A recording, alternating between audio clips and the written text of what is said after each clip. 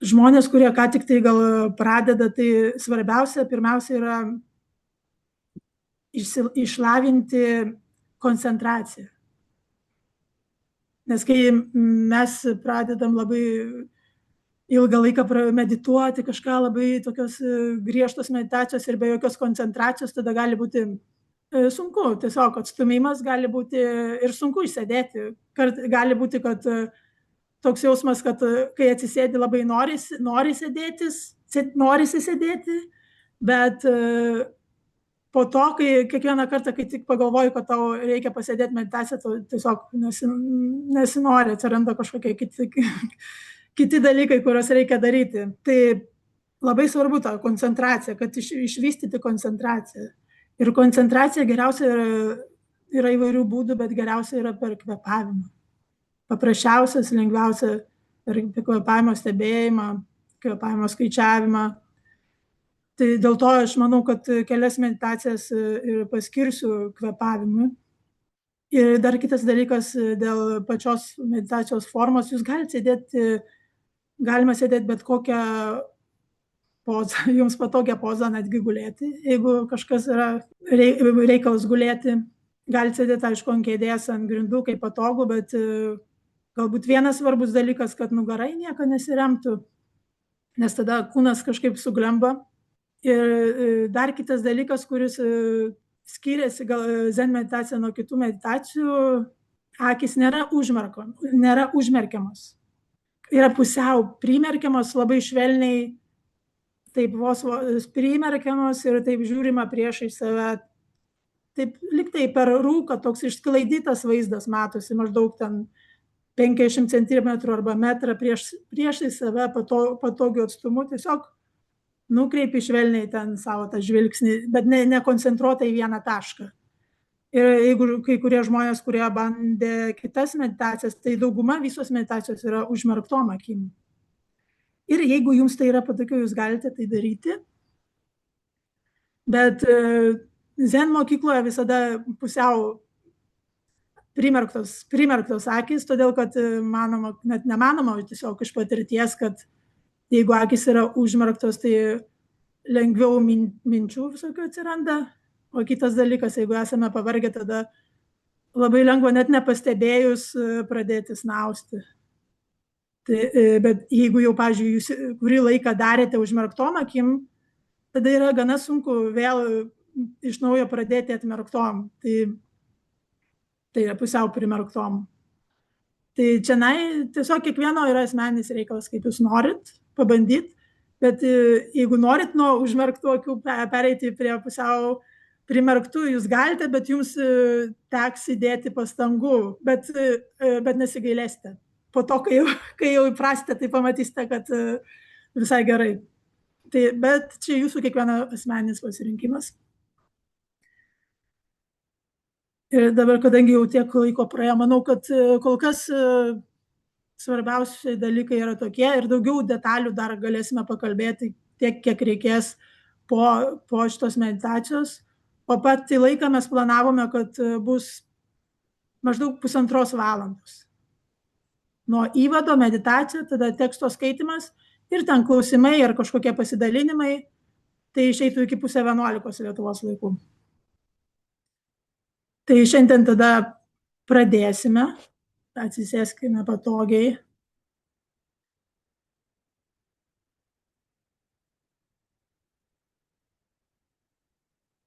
Išsitaisau patogiai savo vietoje, pastikrinau visą kūną, ar nėra kažkokių užstrigusių, skaudančių vietų. Atpalaiduoju viską.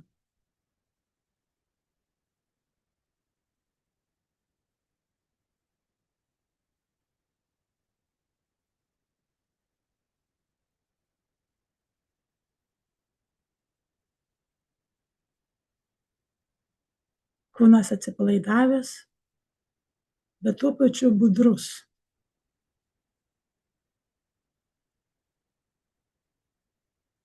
Nugara tiesi.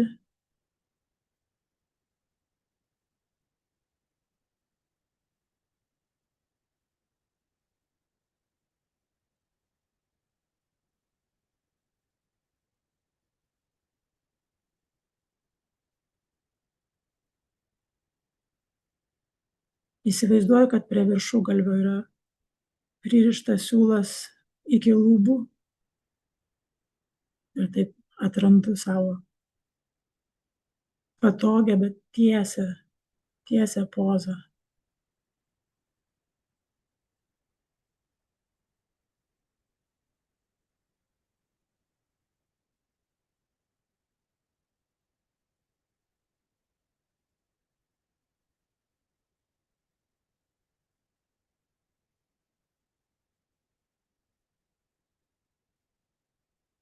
Iš lėto atkreipiu dėmesį į kvėpavimą. Tiesiog stebiu, koks jis yra.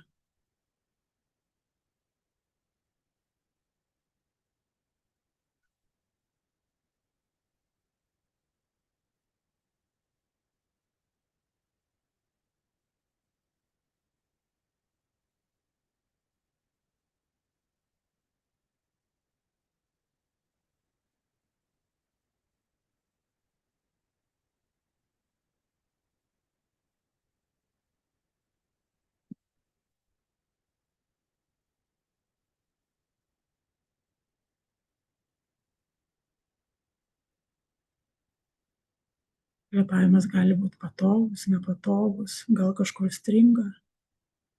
Leidžiu jam būti tokiam, koks jis yra. Nieko nebandau pakeisti. Kvėpuoju ir stebiu.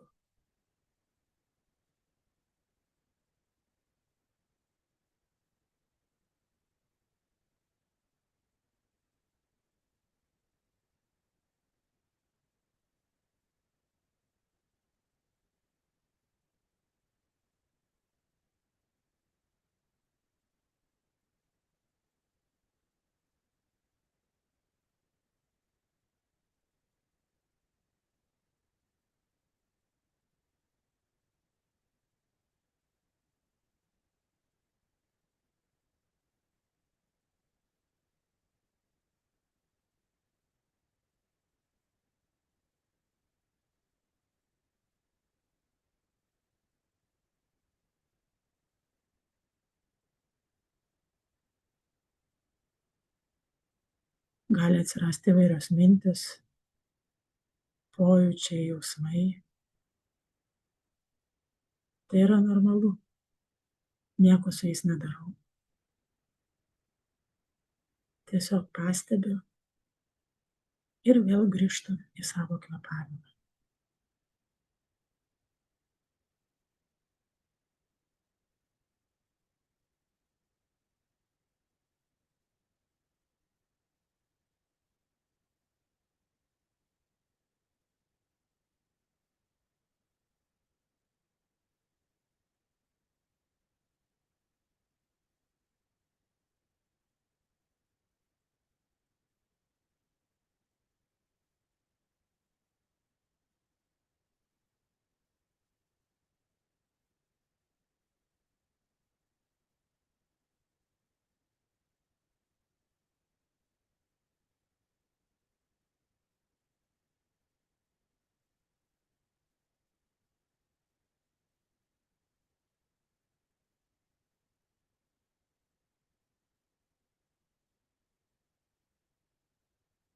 Atkreipiu dėmesį, kaip kvėpavimas, kaip oras patenka į nosį.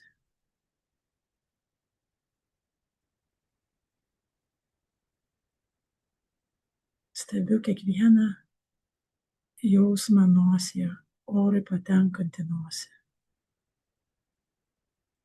Patenka į nosį, tada išeina vėl pro nosį. Stebiu tai.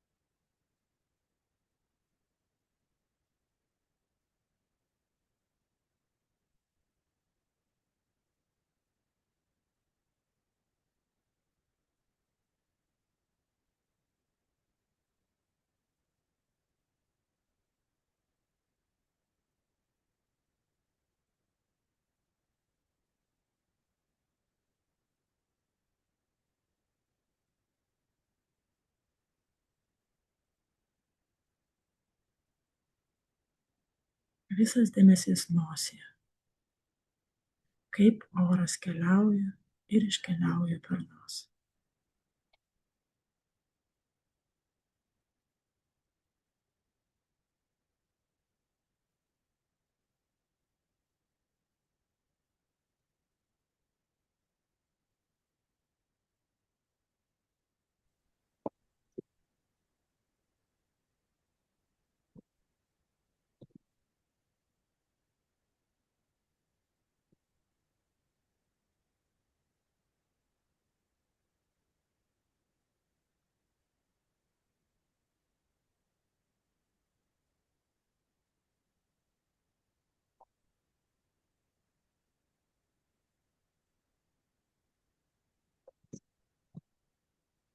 Įkvėpiau per nosį iš lėto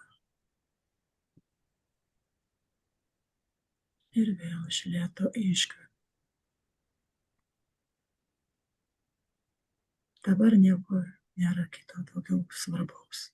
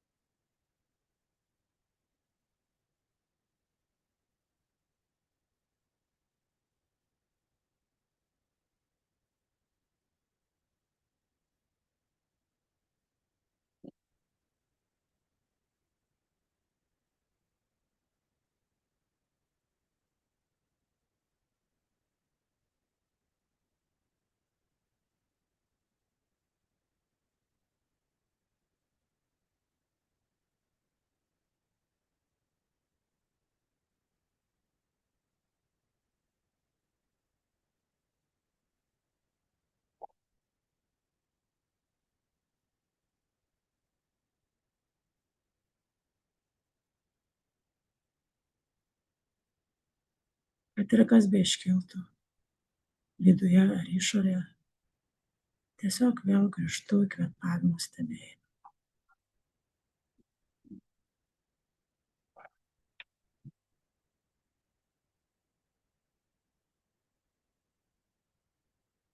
Nevertinu, kaip man sekasi, ar išeina, ar gerai darau. Tiesiog kvėpuoju ir stebiu.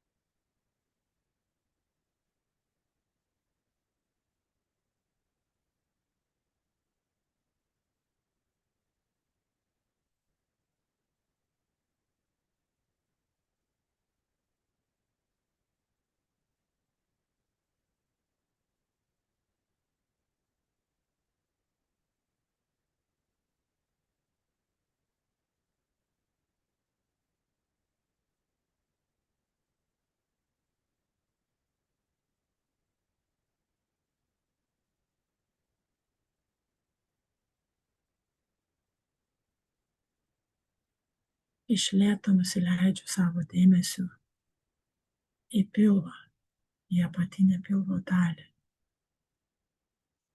ir stebiu, kaip įkvepiu, pilvas iškyla, iškvepiu, susitraukiu.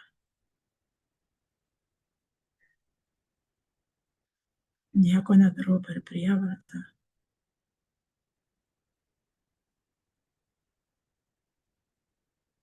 Leidžiu viskam vykti natūraliai, kaip yra.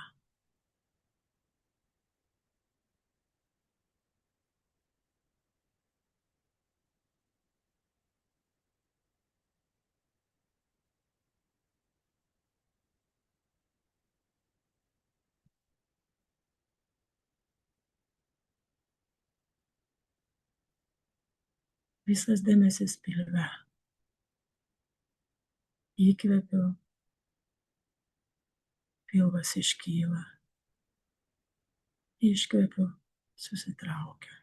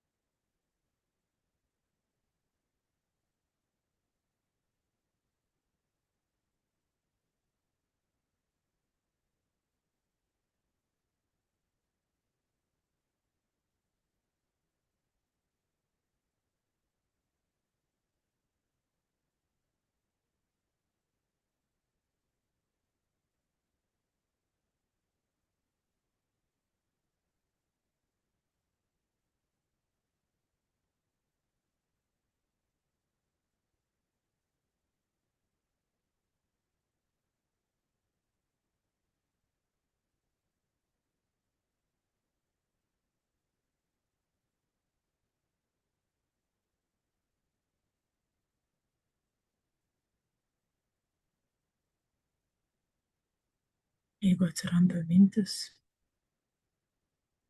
nekovoju su jomis ir neseku paskui jas.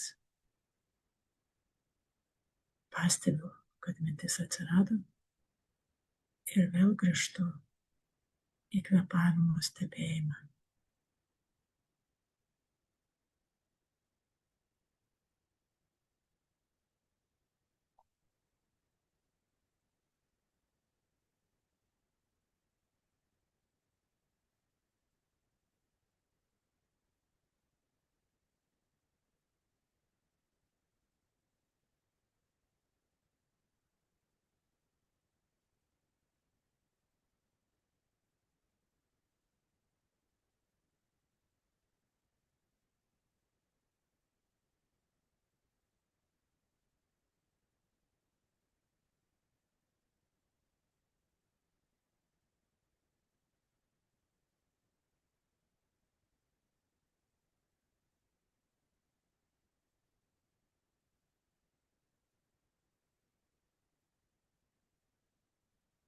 Jeigu kažkur kūne nepatogu ar skauda, tiesiog leidžiu tam būti. Kvėpuoju ir stebiu.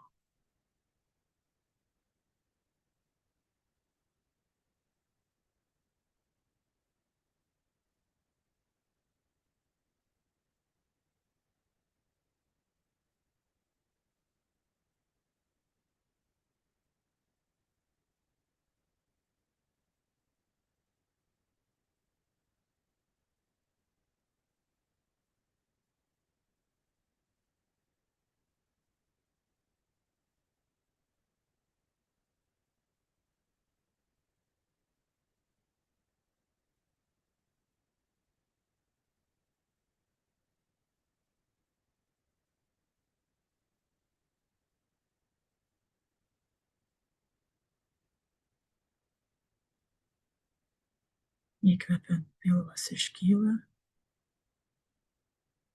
iškvepiant nusileidžia.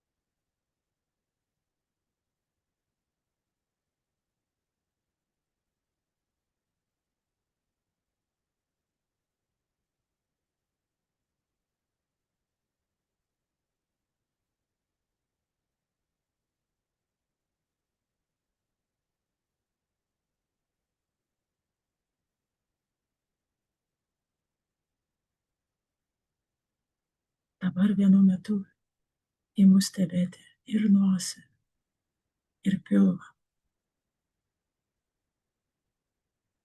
Įkvepiant, oras patenka į nosį, kaip tai jaučiasi.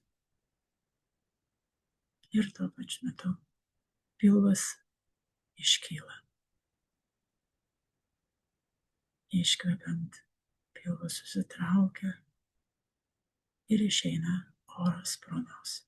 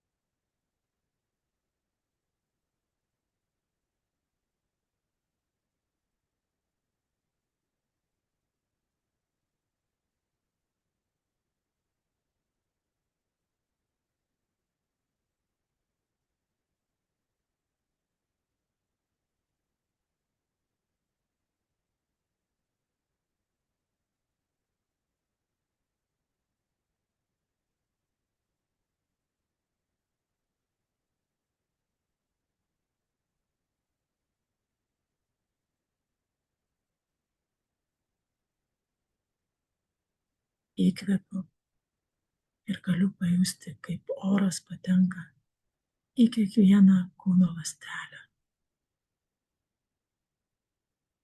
Jas pripildo ir vėl išeina pro nosį.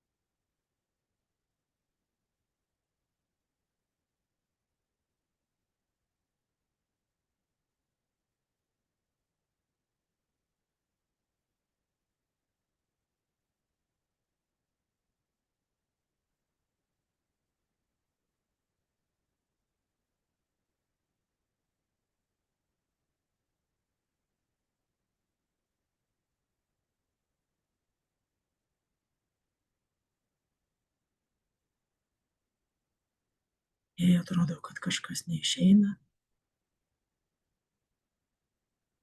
darau natūraliai, kaip išeina. Tiesiog seku natūralią savo kvėpavimo eigą.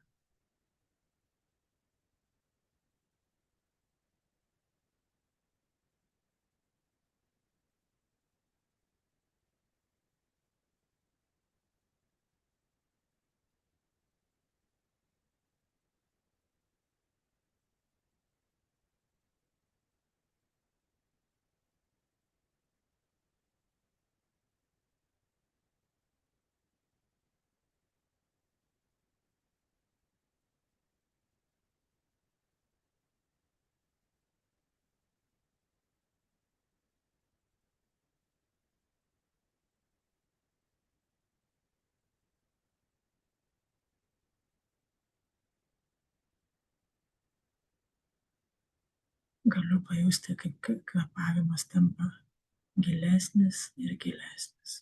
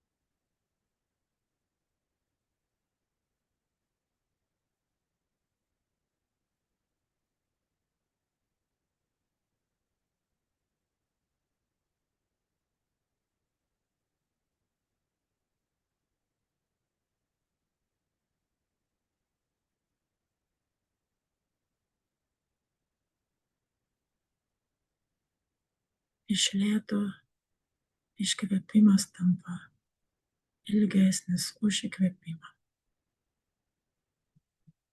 bet nieko nedarau per prievartą.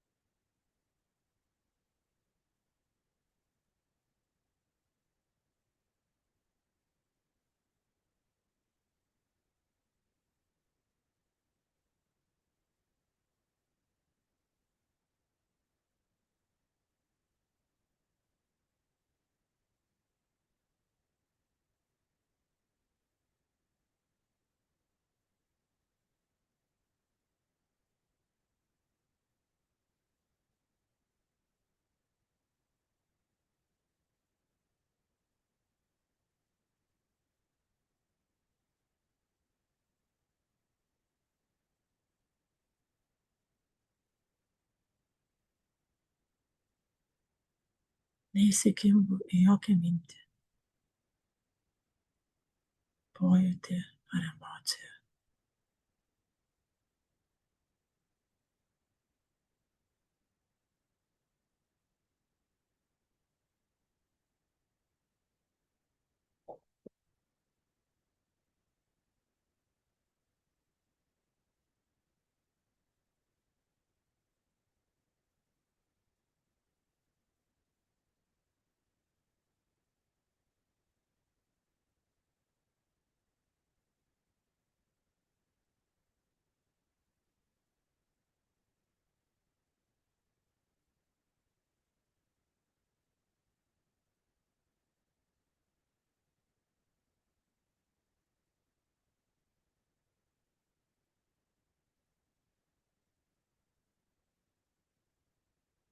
Labai aiškiai jaučiu visą kvėpavimo kelią ir visą kūną, kiekvieną ląstelę.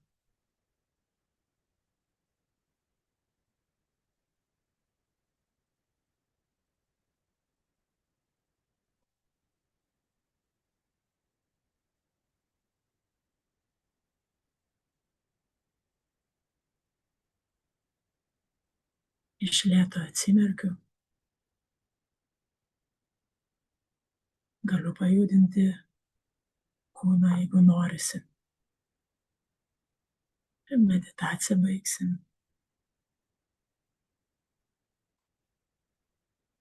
Dabar paskaitysiu zen tekstą.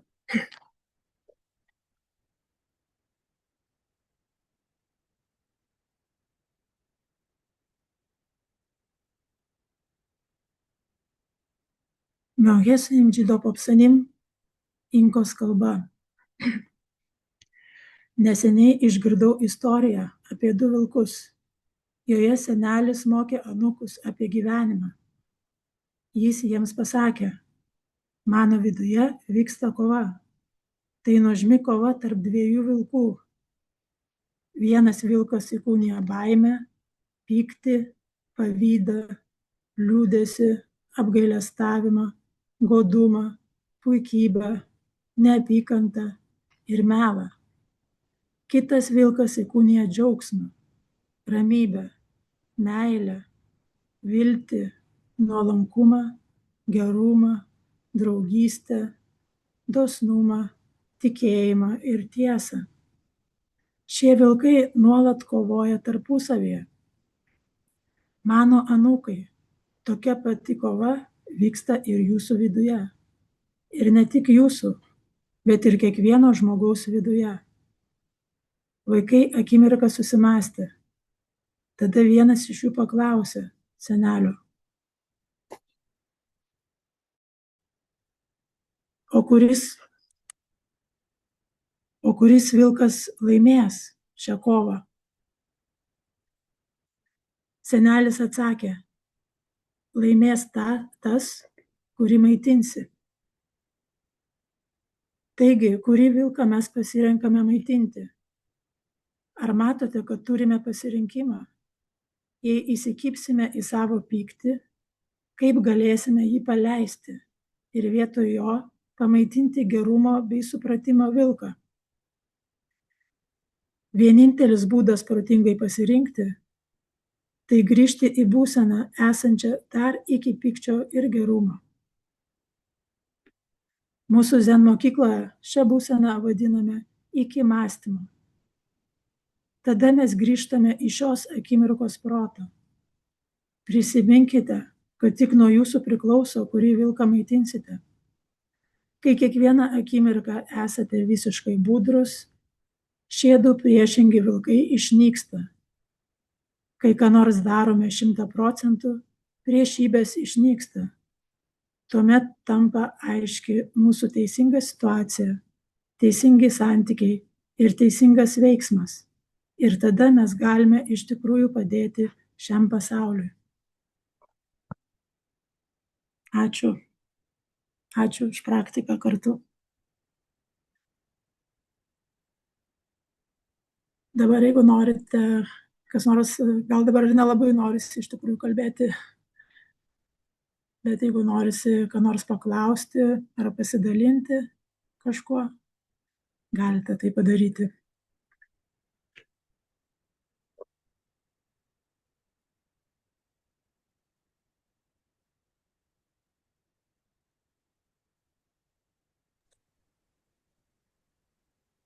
Vonbo, kadangi aš žinau šitos praktikos pradžios eigą, kaip jinai konstravosi, bet manau, kad ir kitiem būtų įdomu sužinoti šį stebuklą ir sąryšį su Myoho Sunim ir kaip čia vat atsitiko tą istoriją, jeigu tu papasakotum, jinai tikrai tokį irgi parodo, kad kažkas vyksta už proto. Sąryšį su Myoho Sunimu tikriausiai ne visi žmonės žino, bet buvo tokia lietuvė, pirma lietuvė vienuolė ir pirma zen mokytoja mūsų iš toj mokykloje, kur aš priklausau, Planų mokyklai. Ir daugumą, aišku, girdėjo, bet kai kurie gal ir negirdėjo, jinai buvo pakankamai jauna, 40 su kažkiek, ir papuolė į autoavariją, tai prieš 6 metus žuvo. Jinai didžiąją savo gyvenimo dalį praleido Honkonge, mokėsi, praktikavo su tokia zen meistre. Ir jinai prieš mirtį visai nedaug, iš tikrųjų, gal kokią porą metų prieš mirtį tapo tik tai mokytoja. Ir kai tapo mokytoja, jinai atvažiuodavo dažnai į Lietuvą, būdavo ilgiau ir stengiasi kiek įmanoma atiduoti savęs iš tikrųjų Lietuvoje. Bet ir visą laiką sakydavo, net ir nežinodama nieko, bet jinai sakydavo, kad kai žmonės jai sakydavo, kodėl tu čia taip stengiasi, ten persistengi beveik, nes visą laiką atiduodi zen centrui ir kitiems žmonėm, tai jinai sakydavo, aš turiu labai nedaug laiko. Ar tai buvo tiesiog šiaip pasakymas, ar nuojauta, nežinia, bet jinai taip sakydavo ir toms vienuolėms, kurios kartu su ją gyveno. Tai čia, kur perskaičiu šitą tekstas, yra, kai mūsų mokykloje, kai tampi mokytoju, tu pasakai kažkokią kalbą. Tai čia yra iš tos kalbos, taip vadinamos inkos ceremonijos, ištrauka iš tos kalbos, kur jinai pasakė.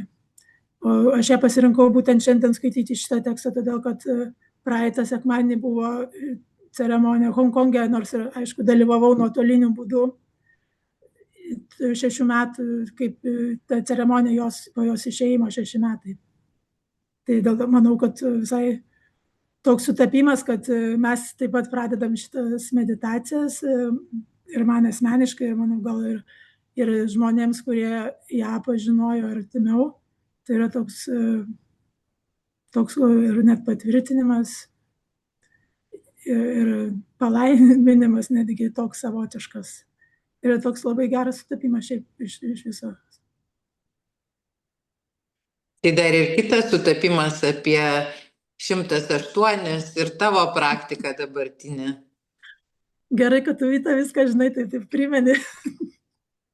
Taip, tai kai aš sugalvojau šitą daryti, meditacija jau iš tikrųjų prieš kelis metus mes su Vita, kuri dabar čia kalbėjo, tai kartu darėme, nežinau, keletą metų banke meditacijas, aišku, jinai ten buvo lyderė labiau, aš buvau šalia ir ten daugiau buvo žmonių, ne tik mes, kurie buvo atsakingi už tas meditacijų kūrimą ir teko pabandyti šitas nuotolinės meditacijas ir jos jau, aš nežinau, kiek ten metų, 10 ar kiek. Ar 10.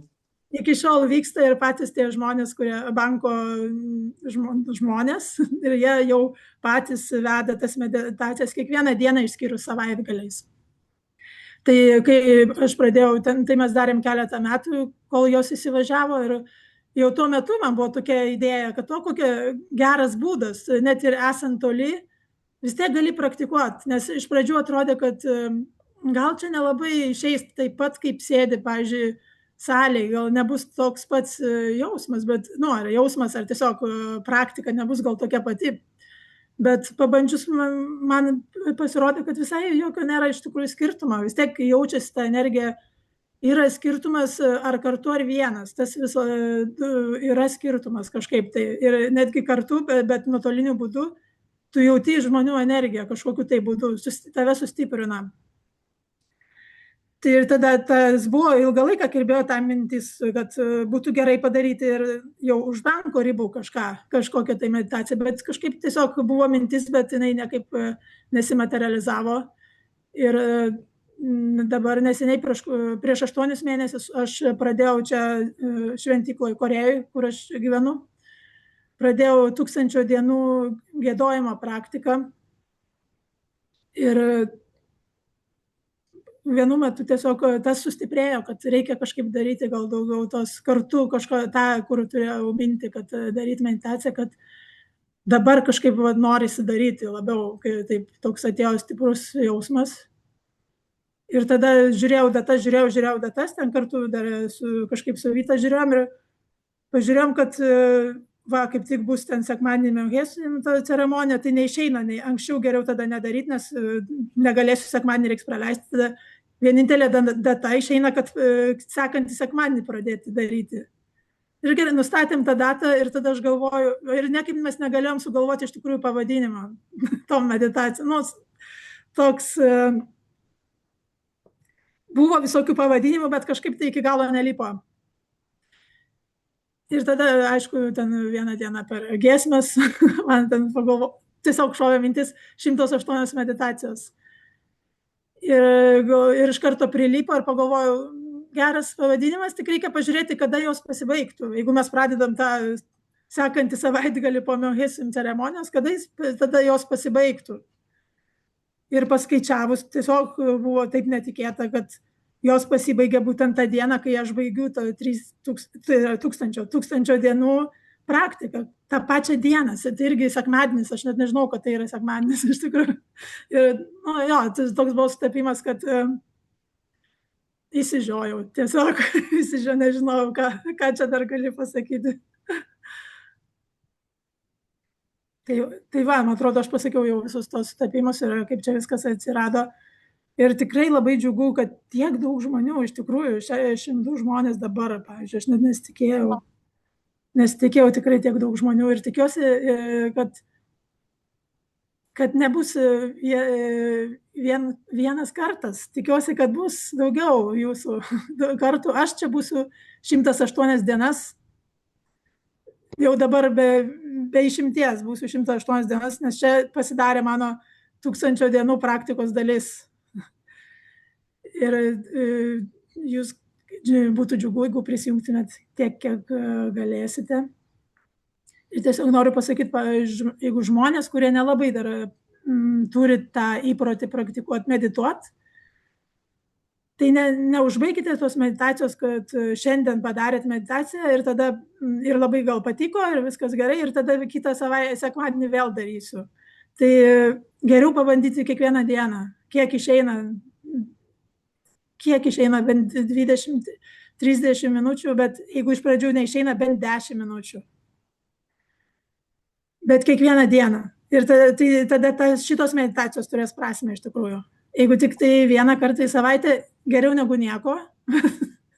bet vis tiek tai labiau jums pasijus iš to,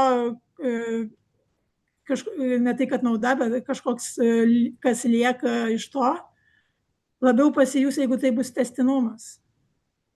Tai jeigu neišeina, labiau užsiėmė, kiek išeina.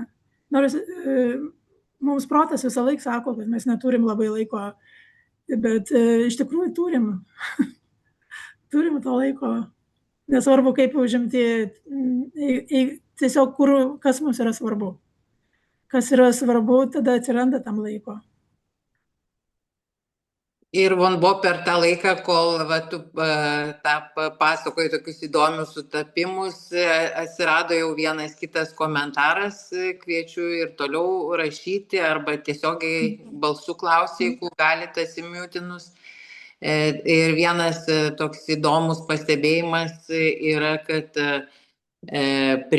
šalia padėkų, kad šitai vyksta, bet kad apie prisimerkus tą buvimą, kad pradžioje akis labai mirksėjo, o ilgainiui, rašo taip Jolanta mano nuostabai, mirksėjimas nurimo ir toliau meditacijos metu akis prisimerkus išliko ramios ir lengva buvo išlikti prisimerkus. Tai gal tu apie tokią tą praktinę pusę, tą prisimerkimo, galbūt apie kažkokio sėdėjimo ypatumus, ar kai iš savo, tu žinai, begalinę turi, tai praktika, tai kaip suprantu, vis tu tuo pasidalinsi per ateinančius susitikimus, bet šį kartą taipogi bent kiek apie tai.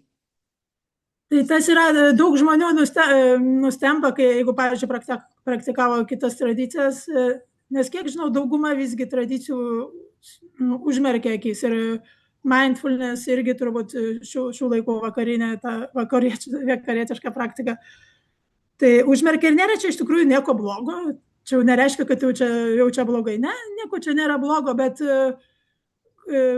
man pabandžius ir tą, vis tiek tas budrumas jis yra aiškesnis, kai tu pusiau primerktom akim.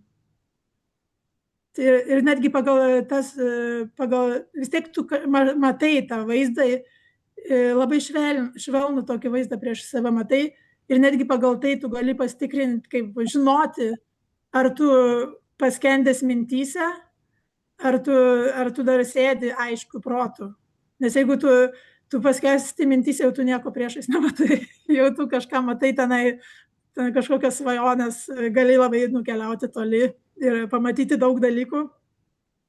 Bet tai nėra tikslas šios meditacijos, yra kai kurios meditacijos gal tas tikslas.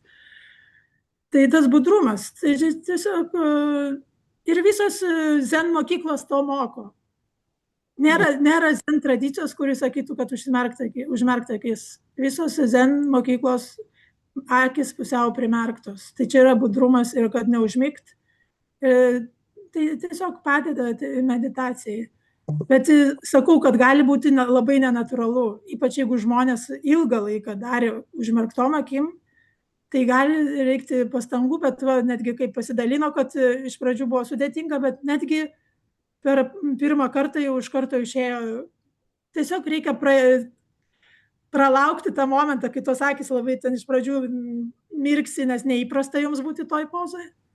Ir jas paskiau apsiramina ir sutinka su to, kad jos gali būti ir taip, ir joms visai patogu iš tikrųjų.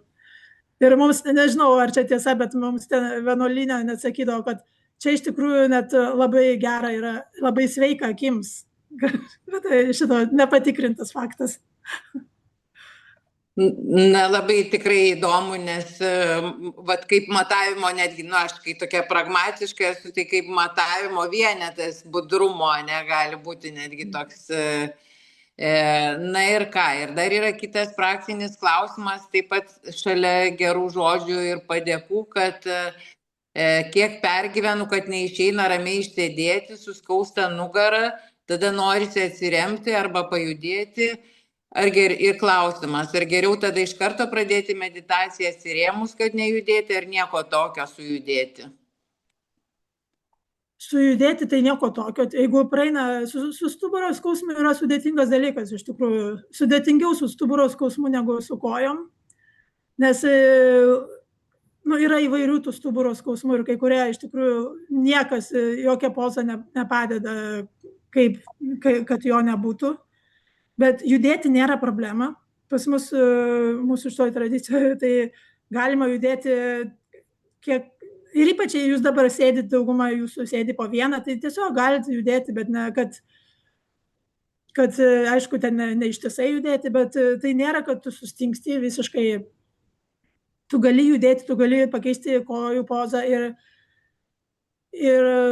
tu gali atsistoti. Pavyzdžiui, mūsų zen centruose, tai yra žmonės, kurie, ir aš irgi kelis pirmus metus aš negalėdavau išsėdėti 30 minučių neatsistojus. Bet tu tęsi meditaciją.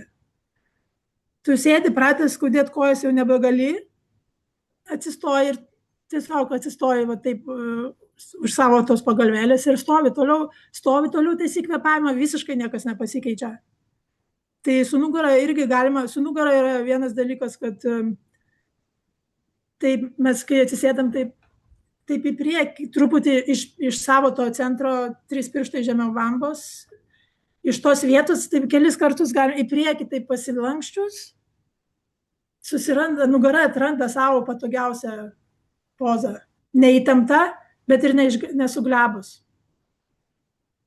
Bet tas skausmas, aišku, gali būti dėl to, kad labai įtempėt nugarą. Jeigu, pavyzdžiui, jūs labai norit labai ten sėdėti nejudant, tai gali labai dažnas nugaros skausmas yra dėl įtampos. Tai reikia žiūrėti, kad būtų atsipalaidavus. Bet atsiremti nepatariama. Geriau tada atsistoti. Atsiremti nepatariama, nes tiesiog jūs galite pabandyti patys, kaip jūs sėdite o taip. Ir kai jūs atsiremėt, visiškai kitoks, ne tik kūno visą būseną, bet ir proto. Tai net įtakoja protą. Tai kažkoks toks truputį išglebimas ir dar toks į kažką remiesi. Yra toks, kad tu ne pats vienas kažką darai, bet nuo kažko priklausomas. Dar yra toks momentas.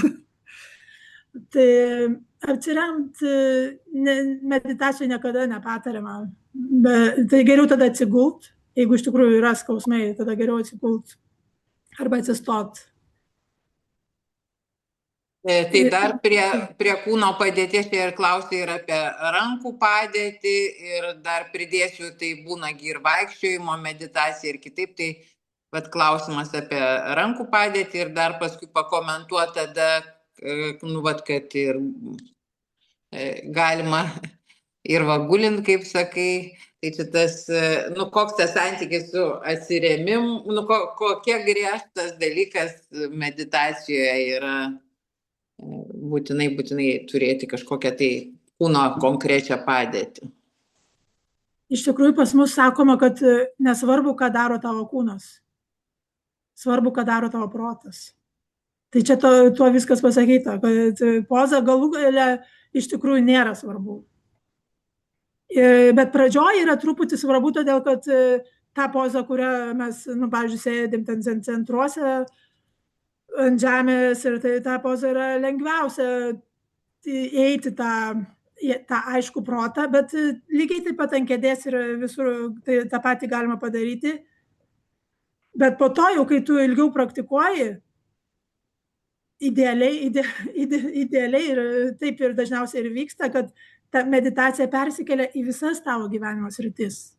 Tas protas, tas aiškus protas, kurį tu išlaikai, kartais ilgiau išlaikai, kartais trumpiau nusineša mintis, tai normalu.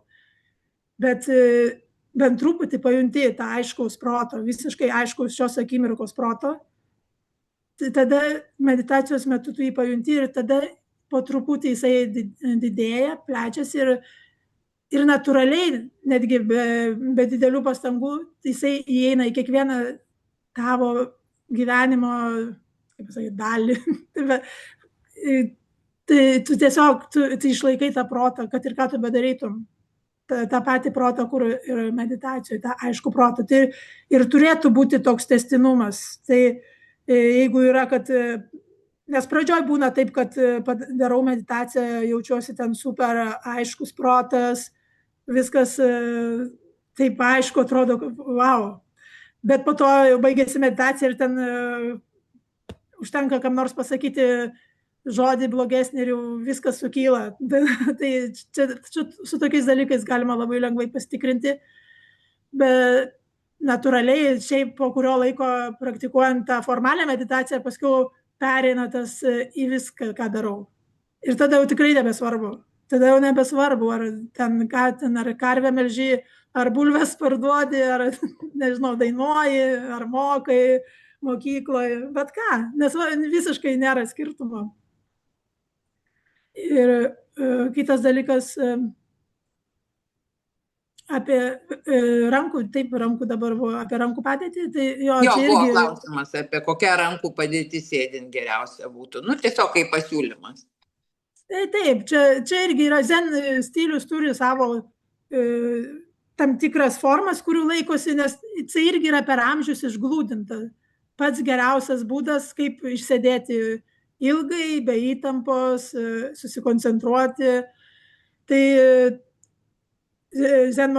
visose irgi čia zen mokyklose, tai mes, kaip čia paruošęs, nežinau, kaip čia keistai rodo, dabar atvirkščiai rodoma, bet ant dešinės rankos uždedi taip kairę ir tokį apskritimą padarai. Taip maždaug toks. Švelniai, irgi ten nereikia laikyti taip, arba ten nereikia suglebti. Tokį apskritimą labai švelniai ir tada padedi 3 pirštai žemiau bambos. Taip, švelniai tiesiog padedi. Nereikia laikyti ten jų kažkur tai, kad kaba ore, bet tiesiog švelniai jos guli, tos rankos priešais tą savo centrą, taip vadinamas mūsų centras. 3 pirštai žemiau bambos.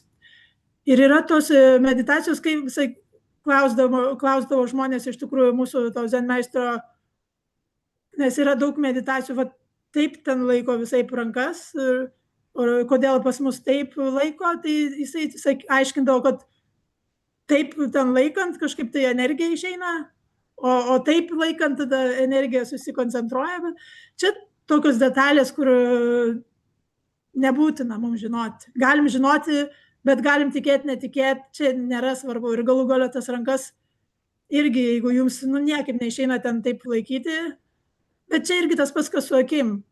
Pabandžius, paskui tai irgi yra gana patogus tas būdas laikyti taip rankas.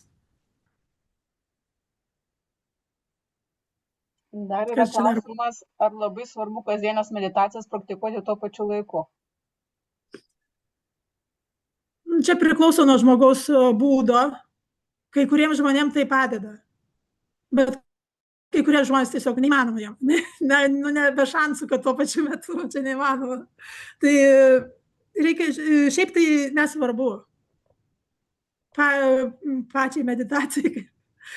Meditacijos tam darime, tai nėra svarbu, bet jeigu, pavyzdžiui, jums tai yra lengviau, kai kuriems žmonėms yra lengviau, visą laiką turi tą laiką, viskas ten 9 valandos ar ten 7 ir darau. Tai lengviau, tai yra, kai nusistatai tą laiką ir tai yra lengviau tada. Bet jeigu niekaip neišeina tuo pačiu laiku, bet tada tik reikia žiūrėti, kad tas protas atsiranda. Dabar gal padaryt, bet dabar gal ne, gal čia gal kavos išgersiu, po to padarysiu, bet po to čia atėjo kažkas, jau nebegaliu, po valandos padarysiu, vakare padarysiu, prieš miegą ir viskas, ir nepadaro. Tai čia su to reikia žiūrėti, kad nenuneštų protas labai gudrus. Labai gudrus, kaip išvesti į savo tas lankas, kad nebūtų tik tai jokio čia aiškaus proto. Na ir dar toks tai irgi iš pačios praktikos pusės pastebėjimas yra, kad kai atkreipiu dėmesį į kvėpavimą, atrodo nebemoku kvėpuoti, trūksta oro. Gal šitą pakomentuok. Gali būti čia dėl to, kad net atkreipėt, bet taip pat dar stengiatės, kad gerai, kažkaip, kad teisingai tai padaryti. Nes jeigu tiesiog atkreipėt, tai leiskite tam būti. Nėra oro, gerai. Jeigu nėra oro, ir būna kartais mes kažką ten darėm, ar kažką ir ar negalim susikaupti, būna, kad užstringa kažkas. Tada svarbu, esmė yra nekovoti su tuo. Nes nelaimėsi tos kovos, tai nekovoti, jeigu kažkas stringa, tada gerai, dabar stringa, toks kvėpavimas negilus, gal kažkur stringa, skauda, gal net kažkoks gumulas jaučiasi. Gerai, stebiu tada jį. Nieko nereikia keisti tada. Iš viso nieko nereikia keisti, stebiu. Bet ką, stebiu, kaip tuo momentu yra. Iš tikrųjų, nereikia per daug specialiai kažko daryti. Tiesiog stebiu, švelniai. Bet reikia žiūrėti, ar aš stebiu, ar aš bandau kažką padaryti, kad tai būtų teisinga. Nes kartais net mes patys nežinom, pradeda toks kažkur tai fone yra toks vertinimas. Ar aš čia gerai darau. Ypač gal žmonės, kurie nedaug darėt. Tai toks tikrinimas savęs. Nieko, tiesiog stebėti, gali būti strigti, skaudėti, gali būti be galo daug minčių. Dabar toks momentas yra. Tas vienas, ką meditacija mus moko, priimti momentą tokį, koks jis yra 100%. Ir jis gali būti nemalonus. Bet mes nieko jo nevertinam, mes nebandom su juo kovoti ar kažkaip jį pakeisti. Mes leidžiam šiam momentui būti tokiam, koks jis yra. Skauda ar kažkas strigs. Nieko, tiesiog dabar toks yra momentas. Leidžiu tam būti. Ir tai iš tikrųjų padeda ir toliau gyvenime irgi. Pasitreniravus tą per meditaciją skauda kojas, bet vis tiek sėdi. Arba kažkas atrodo prisiminiai kažką blogai kažkam pasakėjai ir ten negali, dabar reikia atsakyti tam žmogui. Bet dabar toks momentas. Sėdi, kvėpuoji, stebi kvėpavimą, koks jis bebūtų. Tiesiog leidi viskam būti kaip yra. Ir tada ilgainiui tiesiog atranda tas kvėpavimas ir savo natūraliai, jis žino, kaip mūsų kūnas žino, kaip gerai kvėpuoti, jeigu mes tik leidžiam. Bėda, kad mes dažniausiai neleidžiam tam kūnui natūraliai, normaliai kvėpuoti. O tu sakai, skauda kojas, ir gerai, žinai, ir tada vis kyla klausimas, o kur ta riba? Ar jos ten turi net nudžiūti tos kojos ir gerai tegul skauda? Ta prasme, kur jau yra ta proto tokia intervencija, reguliacija, kad, gerai, galim pasijudinti, o kur, kaip čia susireguliuoti tą dalyką, kada čia nervuotis dėl to kvėpavimo, arba dėl kojų skausmo, arba dėl kažko. Tai niekada nereikia nervuotis. Tikrai nėra to momento, kad reikia nervuotis. Jo, bet o kur mygtukas? Bet pirmas dalykas, tai kaip, pavyzdžiui, mes turim skausmą, neįvardinti to kaip skausmą. Jeigu mes tik pasakom, skausmas, viskas tada. Tada skausmas ir kažką reiks tuo daryti. Bet tai nėra, neįvardinti kaip skausmą, bet kaip tiesiog pojūtis. Dabar toks pojūtis, iš tikrųjų, kodėl čia skausmas, toks pojūtis ir tyrinėjai, jeigu tu žiūri, neprilipdai etiketės, kad skausmas. Nes tai yra labai jau tada iš karto tame žodė daug neša ir daug informacijos skausmas. Ne skausmas, bet tiesiog dabar kojo toks pojūtis. Nei blogai, nei gerai. Dabar toks pojūtis. Ir stebi. Netgi iš tikrųjų, jeigu labai susikoncentravus stebėti tik tai tą vietą, kur tas pojūtis, neįvardinant, kad skausmas tiesiog toks pojūtis. Stebi kiekvieną ten, kaip keičiasi, kaip jaučiasi, net nebelieka jisai nemalonus iš tikrųjų. Bet aišku, būna skausmai, kai negali to daryti. Tiesiog toks skausmas, kad neįmanoma ten nei susikoncentruoti, nei žiūrėti kaip į neskausmą. Tai tada atsistoji, jeigu tu matai, kad tave visiškai užvaldė tas, kad tu jau nebegali. Čia kiekvienas irgi žino pagal save, kai nebegali, atsistoji, pastovi. Nereikia niekada kentėti. Kentėti nereikia nei kovoti, nei kentėti. Nieko nereikia versti savęs per prievartą daryti. Tiesiog pastebi, dabar toks jausmas. Ir netgi su smalsumu patyrinėti. Dabar kaip čia toj kojoje jaučiasi, kiek ten visokių yra jutiklių kažkokių, tai ir labai labai susikoncentravus iš tikrųjų yra nemažai situacijų, kai netgi praeina tas. Bet irgi nebūtinai. Ir nereikia norėti, kad nereikia netgi turėti tokio tikslo, gerai, dabar susikoncentruosiu į tą jausmą ir jis jau nebeliks. Tai jau viskas tada. Tada ne. Tada jau atsirado kažkoks tikslas kažką padaryti, tai ten tada jau tik didės. Tai svarbiausia turėti tą, kaip pasakyti, kryptį, kad nieko nereikia versti savęs daryti per prievartą. Nieko čia nereikia ištreniruoti, kažką tai, kad čia pakeisti savo kūną. Nieko nereikia šito daryti, tiesiog švelniai. Mums kartais, gal, nežinau, ypač gal lietuviams, trūksta švelnumo su savim. Švelniai, išmokt, irgi meditacija moko tokių dalykų, išmokt švelnumo su savim. Kaip skamba, tai labai gerai, tik tai turbūt ne iš karto išeina padaryti. Tai nieko nereikia daryti. Ai, teisingai. O čia dar sudėtingiau, kaip nedarant daryti, tai toks čia dar užsisuka ratas neaiškus. Tai taip, ir tai šitos meditacijos, zen meditacijos irgi yra, kad tai nėra, kad tu turi kažką pasiekti, kažkokį tikslą, kažkokį labai mes kažkokį, kad norim gauti naudą iš to, kad kažkas gal nori, kad pasidarysiu gal ramesnis žmogus. Ir gerai, bent jau su tokio tikslu pradėti. Irgi. Bet šiaip tai po to pasileidžia visi tie tikslai. Būti 100% šiame momente. Ir tame jau viskas tobula. Ir su savo visais nepatogumais ir patogumais, malonumais, nemalonumais, viskas yra tobula. Bet turbūt tokiais punktyrais, ne?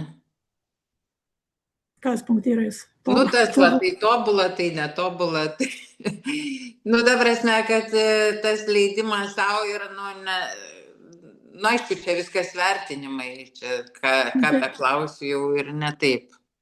Tai va, tai jau matai pati, čia protas punktyrais padaro. Į ką įsikimba, tai įvertina, viskas, tai čia gerai, blogai. Nieko nėra nei gerai, nei blogai. Viskas yra sąlygota. Viskas yra sąlygota. Kai prasideda blogai gerai, tai va, kaip šito istoriją, kur skaičiau. Dauguma mūsų jau perskaičius tą pradžią išgirdus, iš tikrųjų, kaip gerai pasakyta, iš tikrųjų, nemaitinti blogo vilko, bet maitinti gerą vilką. Visi labai gauna tą įspūdį tokio, wow, čia teisingai, dabar aš taip darysiu. Bet iš tikrųjų vienas žingsnis dar reikalingas. Už visų tų, už gero ir blogo. Tada tu tik tai gali būti 100% šitoj situacijoje ir 100% padėti kitam. Tik tada, kai už visų tų gerų ir blogų. Už dvilypumų, kitaip tariant. Oho, kaip čia skamba gerai. Aš paskaitysiu tokį labai praktišką, kadangi tu sakai, kad tau pačiai čia irgi svarbu praktikuoti ir kad čia toks kūrybinis bus procesas šitų meditacijų ir kai kas ten prasišovė va čia komentarai su laiku, biški pusvalandį pavėlavo ar dar kažką ir klausimai apie įrašus. Tai žinau, kad tu galvojai sugalvoti, kur juos padėti ir kad galim būtų visgi pasidalinti, jeigu kažkada prasileidžia koks susitikimas ar ten pusvalandis ar taip. Tai mes dabar įrašinėjom. Tai dėl to ir galvojam, kad gerai būtų įrašinėti, būtent dėl to, kad kai kuriem žmonėm tiesiog jeigu praleidžia, gal norisi kartu vis tiek daryti. Tai įrašinėjom. Ir tikriausiai įdėsim, kaip sakėm, be jokių vardų, veidų ir nieko, viską nuasmeninta. Įdėsim, aš turiu YouTube kanalą, tai pasidalinsiu tenai. Ir galima turbūt netgi, aš dabar pagalvojau, kad galima būtų kažkurią dalį, pavyzdžiui, meditacijos dalį kažkokią ar 10 minučių, ar visą pusvalandį savo pasileistojo kasdieniai praktikoje esant norui kažkuria paėmus iš šitų elementų, nes jie tokie universalūs. Tai taip, čia jau galima pagal fantaziją, kaip nori naudoti, jeigu neišeina, bet šiaip tai patarčiau ir aišku, sakau, jeigu žmonės, kur visai niekada nepraktikavo, gal lengviau yra su tuo lydėjimu, bet ilgainiui vis tiek pabandyti ir tiesiog pasėdėti vienam pačiam tyloj. Tai irgi dar atsiveria dar nauji kažkokie tai nepažinti dalykai, irgi yra naudinga. Bet taip pat, kaip ir sakiau, nedaryti nieko per prievartą. Bet su savęs paskatinimu. Taip, aišku, tai bet nereiškia, kad neatsiras laiko, tai neatsiras, ne? Ai, kad prisijungti, ar kaip? Ir vienas prisijungti, kitas savo į kalendorių kažkaip numatyti, kada tas laikas medituotas ten 10 ar 5 minutės ar pusvalandį ar valandai. Tai reikia kaip pastanga be pastangos. Vis tiek pastanga negali, be pastangos mes nebūtume čia dabar susirinkę. Tai vis tiek kažkiek ta pastanga turi būti, bet jinai neturi būti tokia, kad aš ten save su botagu daužau. Rasti vidurio kelią, kokia ta pastanga man. Vis tiek pastanga turi būti. Ir praktikoje reikia nemažai pastangos. Nes dažnai mes norim kažką įdomesnio daryti, o protas dar labai dažnai sako, kad tikrai dabar yra kažkas svarbiau negu šitas ir šitas bet kada galėsi padaryti. Tai protas visada taip sakys, bet kokią mes kryptį savo gyvenime pasidarom, tada jeigu turi tą kryptį, tai tada viskas aišku, kas tau yra svarbu. Tada atkrenta, labai natūraliai tiesiog atkrenta, ar pavargęs, ar nepavargęs. Tiesiog žinai, ką tau daryti, aiškiai. Na o kažkas net ir šiandien pasidalino, kad buvo nuostabus jausmas ir net kvėpavimas lyg švaresnis tapo. Tai gal tu pakomentuok, ką tu per šitiek metų, kokių tu, vadinkime, naudų turi ir momentiškai, ir bendrai, kokios tavo iš šios dienos meditacijų ir iš ten N metų 30 plus meditacijų, ką tu gali pasidalinti apie tas tokias naudingumą šito. Nauda didžiausia yra, kad dabar aiškiai matau tave ekrane, tavo vardą, girdžiu, ką kalbi ir galiu atsakyti. Tai nėra didesnės naudos už šitą. Bet taip, čia irgi vėl ieškojimas kažkokios naudos, irgi reikia žiūrėti, gal kažkiek pradžioj, prieš pradedant tą meditaciją, gal protui visai naudinga duoti kažkokią tai, nenori tu daryti meditacijos, bet žiūrėk, jeigu darysi, čia tu būsi ten gal ramesnis žmogus, gal nepyksi, kažkokią tai naudą, gal ir gerai iš pradžių kažkokią tai taip truputį apgauti protą, nors nelabai jisai iš tikrųjų labai ten apsigauna, mes apsigaunam nuo to proto labiau, bet didžiausia nauda, jau ir aš kalbėjau, jau iš kalbos kelis kartus paminėjau, kad aiškus protas. Tai aiškus protas čia yra atrodo toks paprastas dalykas. Ir šiaip bet kam gatvėje tam pasakysi, ar tu dabar aiškus protas. Aišku, kad aiškus, visi sakys. Bet žmonės net iki tiek, kad mes net iš tikrųjų net nežinom iš pradžių, kas tas aiškus protas. Mums atrodo paskendimas mintise, kažkokiose begalinėse, be pabaigos planavimuose, prisiminimuose, tai ir čia jau aiškus protas. Bet aiškus protas yra už viso to. Ir aiškus, kai tu yra 100% šiame momente. Kai tu nesi, kad tu su kažko kalbi, bet pusiau tu dar vertini, kaip tas žmogus čia tau apsirengęs prieš tave, ar ką jam tam pasakyti, jeigu jisai skundžiasi, ką greitai kažkokį tai gerą sprendimą padaryti. Ne, bet jeigu tu, pavyzdžiui, su žmogum, tu 100% jį matai, 100% be vertinimo. Aiškiai matai, aiškiai girdi, aišku protų, tada aiškiai gali pasakyti, be jokio plano, kad čia būtinai reikia jam kažką padėti ar nepadėti. Tas aiškus protas ir buvimas šiame momente ir pajutimas, kas yra tas momentas. Nes mes iš tikrųjų net nežinom, nei kas tas aiškus protas, nei kas tas yra iš tikrųjų šis momentas. Nes mums atrodo, kad momentas yra tai, kas vyksta. Va, pakėliau ranką, nuleidau, va, šitas momentas, kaip čia, momentas. Bet čia net nesuprantam, ką reiškia iš tikrųjų buvimas šiame momente. Bet tai yra esmė buvimas. Ne veiksmas, bet buvimas. Šitas momentas tai yra tas, kame vyksta šitas veiksmas. Tai veiksmas nėra momentas. Veiksmas neįmanoma, jisai iš karto, kai vyksta jau čia praeitis, jau ateitis. Ateitis, praeitis nėra, to veiksme nėra momento. Bet kur jisai vyksta?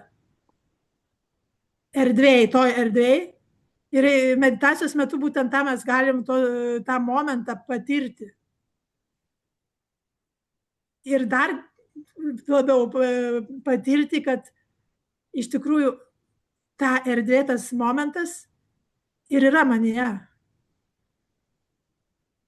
Aš kuriu šitą momentą, kiekvienas iš mūsų. Tai šitą be patirties labai sunku protui, tai čia yra visiškai nesąmonė, visiškai absurdas ir daug žmonių tai pasakytų. Taip, Ačiū, kad tu man pamokei. Dėkinga tau. Kas čia pasakė dabar? Taip. Nežinau, ar čia tau padėkojo, bet padėkų tai tikrai daug matau šitame visam susirašinėjime čiate. Tai dar gal pakviesiu, gal kas nors norite paskutinį klausimą kokį užduoti, arba jau pereiti, tada galim būtų šiandien link pabaigos. Tai jeigu dar norite kas nors užduoti, arba žodžiu, kaip čia kažkas įsijungia garsą, arba rašykite. Bet matau klausimą, o kaip būna su nuovargiu ir meditacija? Vakarais prieš miegą stengiuosi pasėdėti, bet būna taip, kad jauties pavargęs, o gal kažkiek tingėsi, o gal lova jau vilioja, bet tada reikia priimti sprendimą sėdėti ar ne. Kaip čia būti objektyviu savo, švelniu savo, nes gali viską padaryti, bet gal nereikia ir poilsis irgi yra gerai arba geriau tuo momentu. Šiaip tai, jeigu mes sėdim meditacijoje, tai žmonės, kurie ilgą laiką praktikuoja, jie žino, kad meditacijoje tu pailsi kaip niekur kitur. Tai yra toks geras poilsis, nors atrodo, kad ne, bet tai yra geras poilsis. Bet jeigu jums labai, pavyzdžiui, labai ilga diena, labai daug darbo ir paskiau jaučiatės labai nuvargęs, tai gal tada reikia kitą laiką pasirinkti. Ryte, pavyzdžiui, labai galima atsikelti, visada galima atsikelti pusvalandį anksčiau. Tai geriau, nes vakare tikrai gali būti tokia kova su savim ir ne visada mes ją laimėsim. Tai žiūrėt, jeigu vakaras iš tikrųjų labai jau nuvargęs esi, tada geriau kažką kitų laikų kažkokio, kai nesi toks nuvargęs. Nors, jeigu, pavyzdžiui, nėra visiškai išeities, tik vienintelis įmanomas dalykas vakare, tai neversti, aišku, savęs per prievartą neversti, bet vis tiek. Bet sėdi vis tiek, be prievartos, paimti, pasėdėsiu kiek išeina. Ir kartais būna, tada atsiranda energijos.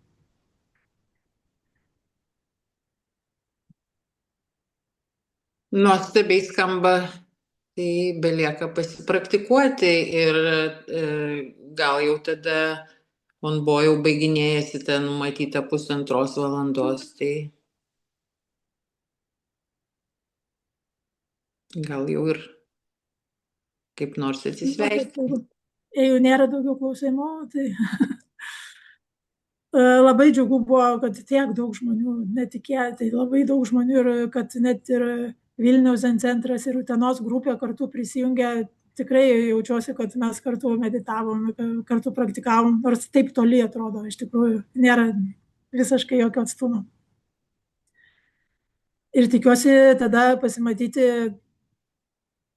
kiek 108, dabar 107 liko, tikiuosi 107 kartus. Ir iš tikrųjų kiekvienas gali panaudoti šitą skaičių. Yra nustatytas dabar skaičius. 28 rugsėjo 3, man atrodo, baigėsi. Ar dabar, tiksliai, ar rugsėjo, 28 metais rugsėjo mėnesį pradžioj 3, man atrodo, baigėsi. Tai visi, kas nori, pavyzdžiui, rimtai praktikuoti, irgi dabar tai yra laikas, kai aš darysiu sustiprintą praktiką. Ir kai kam tai gali būti pusvalandį per dieną pasėdėti, kai kam gal dar kažkokia stipresnė praktika, dar tiesiog pagal save žinai, kokia tau reikalinga stipresnė praktika.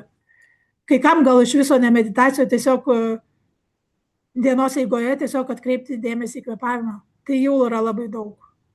Karts nuo karto atkreipi dėmesį į kvėpavimą. Kvėpuoji aiškiai dabar.